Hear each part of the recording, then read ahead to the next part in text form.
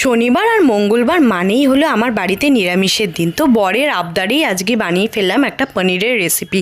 প্রথমে কড়াইতে তেল আর ঘি গরম করে তার মধ্যে নুন আর লঙ্কার গুঁড়ো দিয়ে পনিরটাকে লাল লাল করে ভেজে নিয়ে গরম জলের মধ্যে ভিজিয়ে রাখবো। সেই তেলের মধ্যেই তেজপাতা, সাজিরে, কাঁচা লঙ্কা কুচি, আদা কুচি আর ধনেপাতা দিয়ে একটু ভাজা ভাজা হয়ে গেলেই টমেটো বাটা দিয়ে দেবো, আদা বাটা আর কাঁচা লঙ্কা বাটা দিয়ে একটু কষিয়ে নিয়ে তার মধ্যে জিরে গুঁড়ো, ধনে গুঁড়ো আর অল্প লঙ্কার গুঁড়ো, পরিমাণ মতো নুন আর মিষ্টি দিয়ে দেবো। আর ওপর দিয়ে একটু বেসনও দিয়ে দিলাম।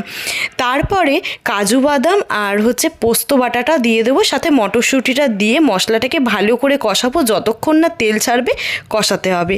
তারপরে সেই গরম জলে যে পনিরটা ছিল সেটা পুরোটাই ঢেলে দিলাম, সাথে ওপর দিয়ে কসুরি মেথি আর ধনেপাতা দিয়ে নামিয়ে নিলেই রেডি হয়ে গেল। এটা রুটি, পরোটা, নানের সাথে কিন্তু জাস্ট জমে যাবে।